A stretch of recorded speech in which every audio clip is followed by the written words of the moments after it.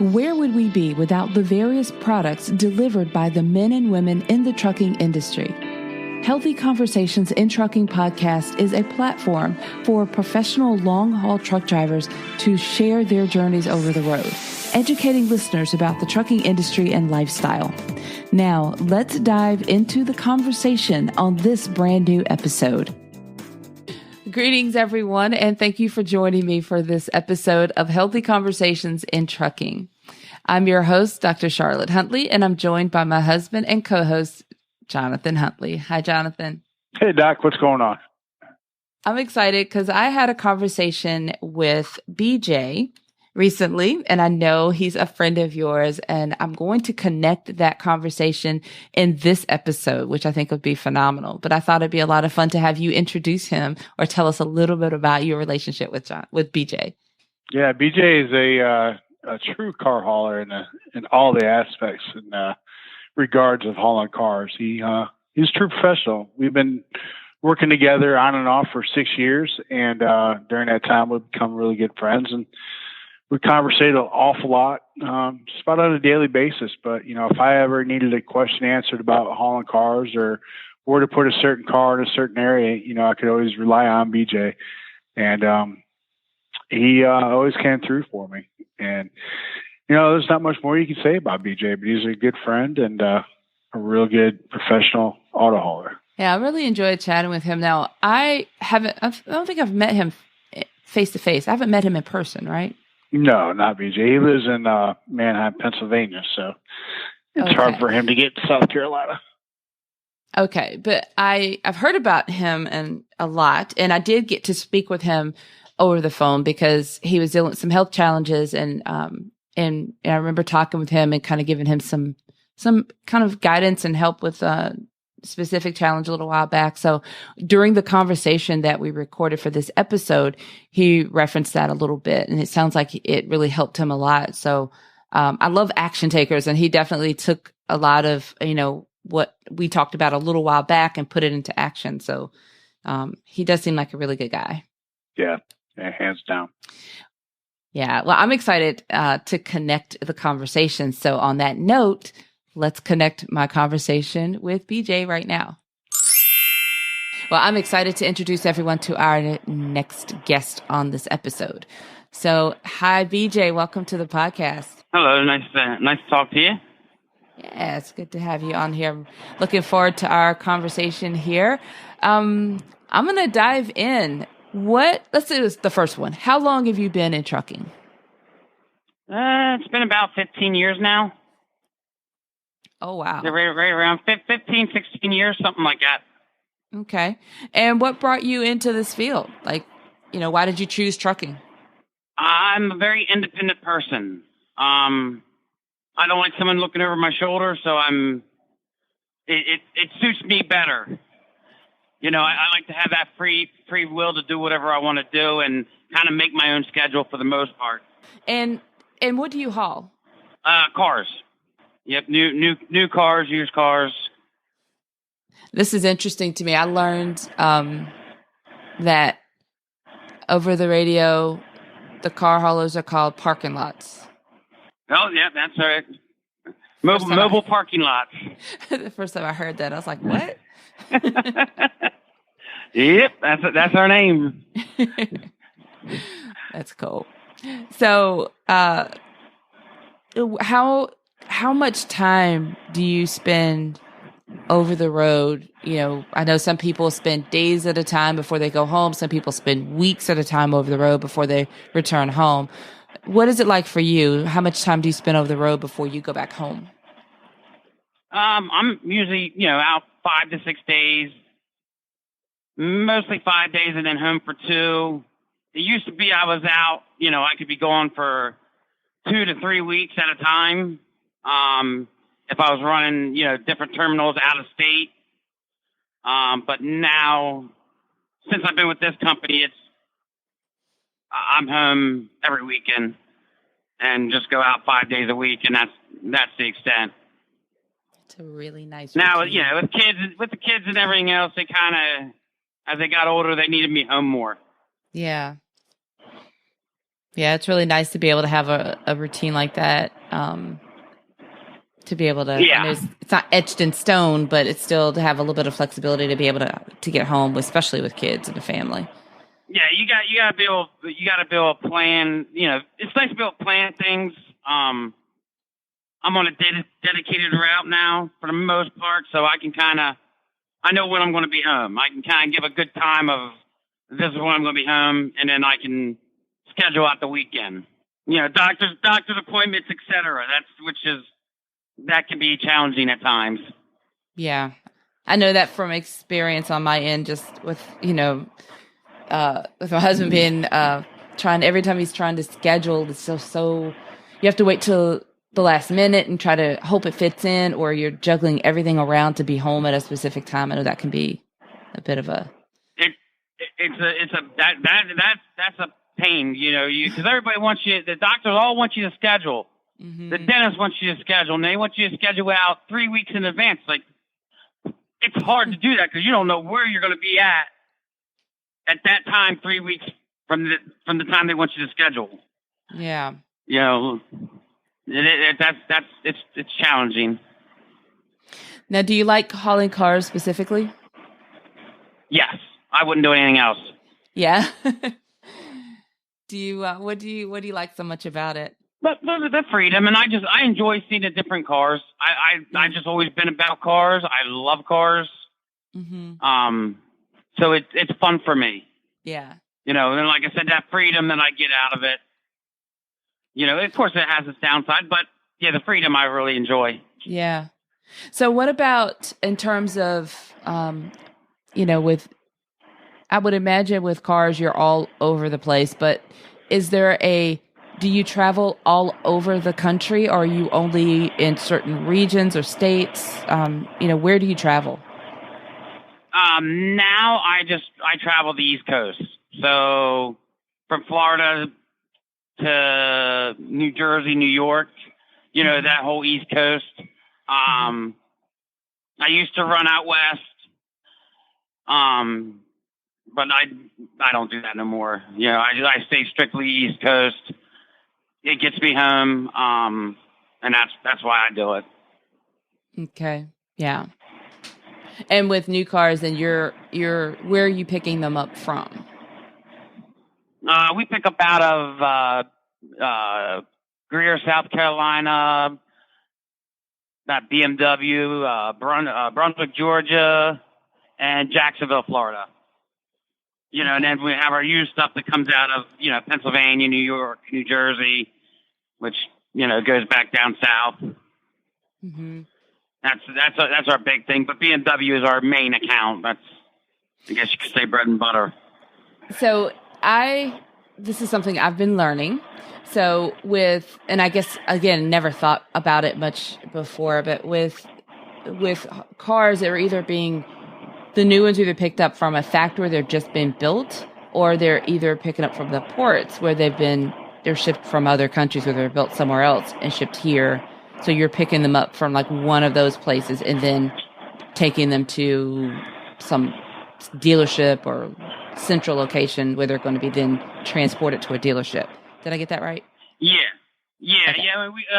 We haul a lot going up to the stuff we haul south or north pretty much is going to dealerships. We drop them right at the dealership from where they're built. And then stuff that's coming in off the boats, we'll take those to dealerships, but then we're also hauling to the ports to be shipped overseas to whatever country they're going to. Oh, yeah, yeah. So when they're built here at a factory, then you take them to the port, so they go to whatever other country. Okay. Yeah, like BMW, the SUVs are made here in the States, mm-hmm. And cars are made over in Germany or wherever they're made, somewhere over there. Yeah. So the cars get shipped in and SUVs get shipped out. Gotcha. Interesting because, and I guess the things that we wouldn't think about unless, we're doing that work or married to someone doing that work.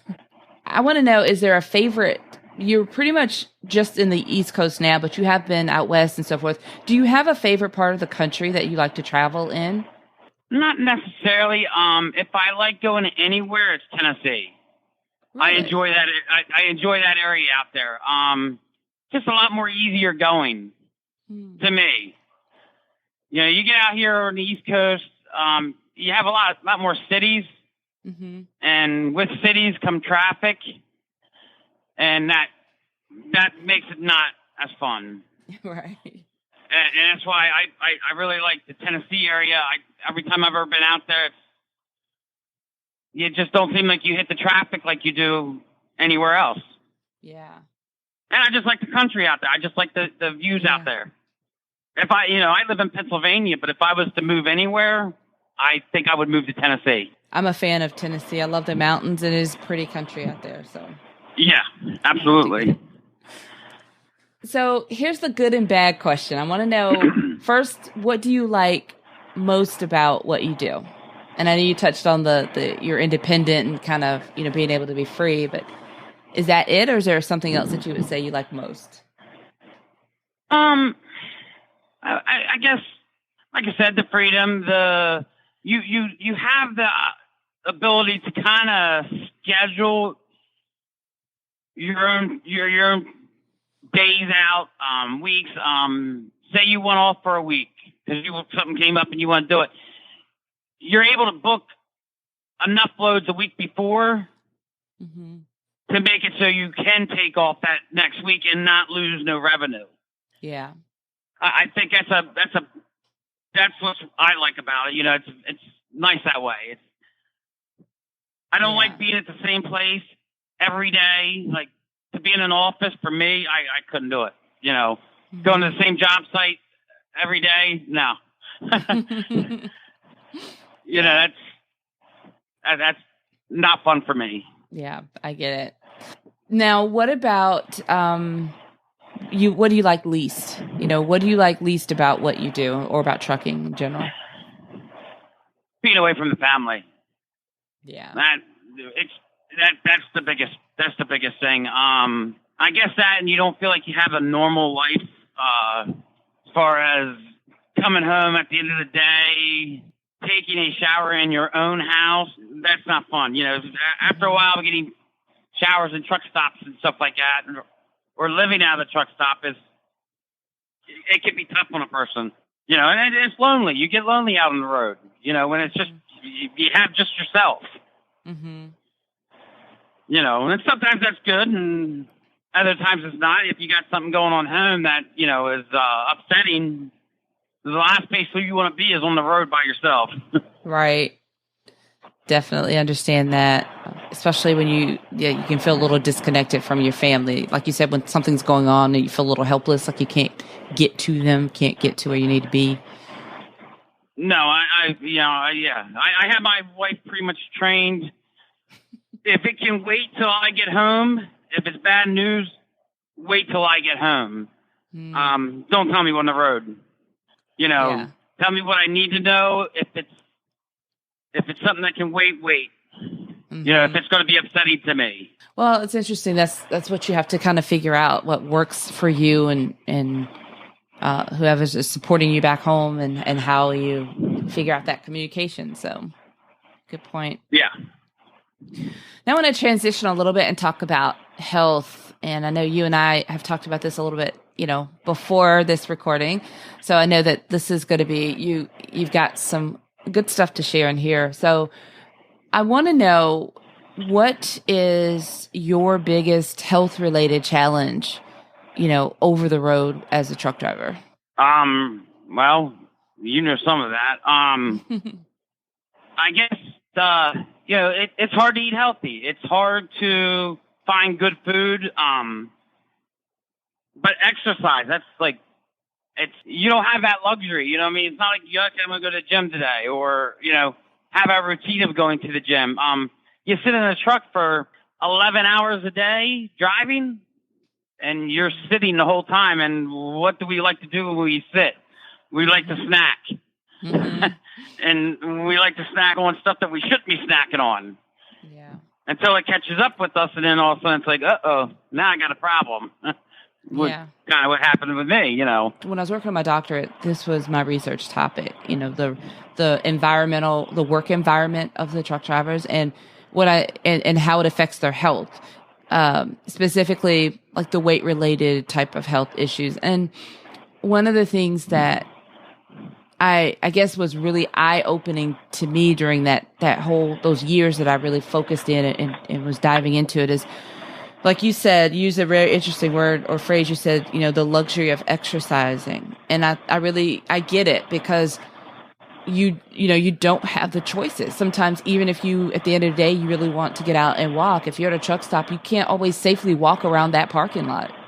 And you don't have a walking trail, and you don't have sidewalks, and so you don't even have walkable spaces.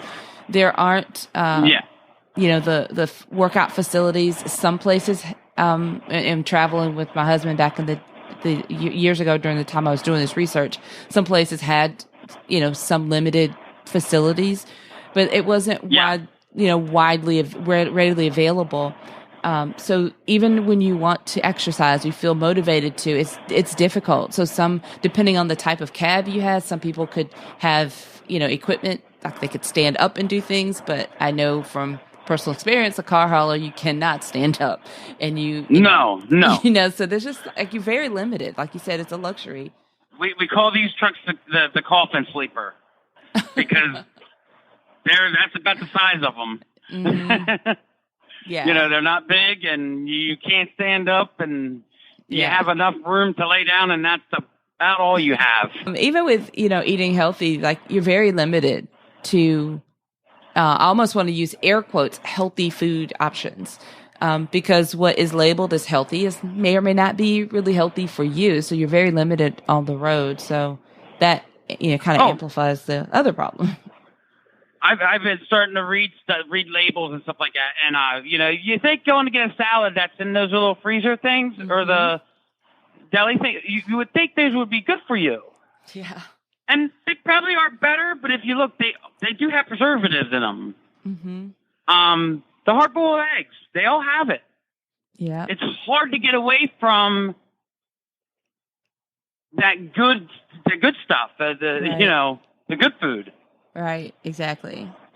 And you don't realize it till you start reading the labels, Mm-hmm. And then once you start reading, it's like, holy, okay, well, I guess this isn't good for me. Yeah. So I want to, I know you, again, we've talked about it, but we're going to talk about it here so everybody else can kind of get caught up to speed. But what are some of the things that you're doing to address this challenge of, the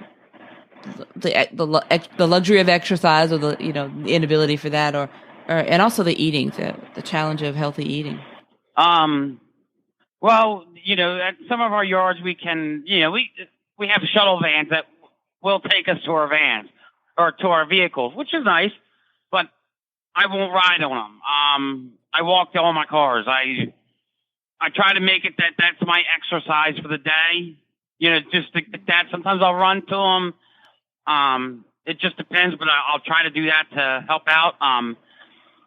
With food, what I've been doing now, I did get a refrigerator for my truck, but I'll do a big pan of like tuna, salmon, trout, put green beans in there, broccoli, cook it all at once. I might have enough meals for 5 days, and then freeze it. Vacuum seal it, freeze it, and then that's what I take with me during the week, and then heat that up. But after a while of doing that, it gets old eating fish every day. But that's what I've been trying to do, and trying to stay away from anything that's in a bag. Like everybody's been telling me, if it's in a bag, it's no good. Like, what do you mean by, give me an example of what's in the bag? Like, obviously I'm thinking like potato chips and snacks like that, but. Potato chips, Doritos, pretzels, which I love pretzels, and I always thought pretzels were like a good snack for me. Mm-hmm. It's like, man, it's a pretzel. That can't be that bad for you. Well, they're not that great for you, apparently. But that's, yeah, that was always my go-to was the pretzels, the Doritos, the chips. Not so much candy or cookies. I never really cared for that so much. But now I'm getting like peanuts. Yeah. I'll try to get fruits. Stuff like that I use that to snack on. But I also only eat once a day, which that's another problem in itself. To try to, get at least 3 meals in, that's, normal size instead of trying to eat a big one in the evening. But all of it's easier said than done. Right. Yeah, no, it's you have to be so intentional. It does take a lot of effort on your part to do all this prep and organizing. But once you get into a flow, it will be a little more second nature to you. Yeah. You mentioned that you cook the fish, you vacuum seal it and freeze it, and then you heat it up on the road. So how do you heat it up? Do you have a microwave on your truck, or do you go into use the truck stop microwave or something like that? No, I just have it's a little lunchbox looking thing that plugs into your cigarette lighter. It basically is like a little mini oven. They say you can cook raw food in there and it cooks it, but I've never tried that. I just pre-cook it and then I throw it in there for 30 minutes and if it's frozen, it takes about 30 minutes for it to heat up and when you vacuum seal, of course the freshness is still there. It tastes about the same, I'm intrigued by this. When you have your frozen meals, you get ready to go back on the road. So do you keep them in your refrigerator, or you have a freezer section of your refrigerator that's in your truck? How do you keep the vacuum seal meals when you get back on the truck? That's the question. I put it in my refrigerator. I went home, I just throw it in the freezer and get, make sure it's good and frozen. And my refrigerator will last pretty long to keep something frozen, but it will de-thaw, which is fine. It's still in a cooler that's running, 28 degrees. So it keeps it, keeps it good. Also those little refrigerators, they went up in price. That one was like $300 and some. And it's just big enough that it fits behind my seat because you don't got much room back there.